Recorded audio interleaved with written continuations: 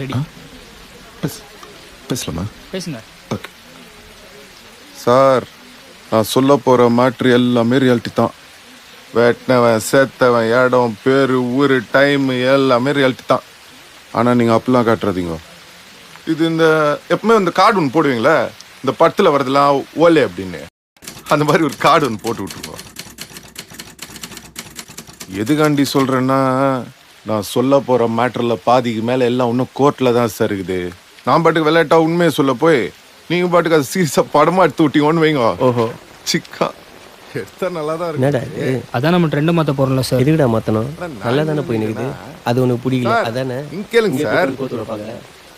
Sir சொல்லுங்க sir. இந்த மேட்ருக்காண்டி வெளில வந்துச்சுன்னு வைங்க, நம்மள மாதிரி இன்னசென்ஸ் ஆனவங்க மட்டும் இல்லை சார், பெரிய பெரிய போலீஸ் ஆஃபீஸருங்க, அரசியல்வாதிங்க, வக்கீலுங்க, ஏன் சில ஜட்ஜுங்க வரைக்கும் உள்ள போகிற மாதிரி ஆகிடும். அதுக்காண்டி தான் சொல்கிறேன், இந்த கார்டை போட்டு விட்ருங்கன்னு. போட்டிங்கன்னு வைங்க, எனக்கும் சேஃப்டி, நீங்களும் ஃப்ரீயாக பட்டு எடுத்துக்கலாம். அது உண்மையாலுமே இருந்தால் கூட யாரும் உங்களாண்ட வந்து எந்த கேள்வியும் கேட்க முடியாது. நல்ல ஐடியா சார், ஃபாலோ பண்ணிக்கிறேன் சார். அடுத்த நம்ம கேஸ் தான், நான் போயிட்டு வந்து ஃபுல் டீட்டெயிலாக சொல்கிறேன். யாரா அவன்? டேய் சார், நம்ம வேஷத்துல யாரை சார் நடிக்க வைக்க போறீங்க? தனுஷை நடிக்க வைங்க சார், பர்ஃபார்மன்ஸ் சூப்பரா பண்ணுவாப்ல. எங்க வேலையை நாங்க பாத்துக்கிறோம், உங்க வேலைக்கு லேட்டா போய் இன்னும் 2 வருஷம் எக்ஸ்ட்ரா போட்டுற போறாங்க உங்களை.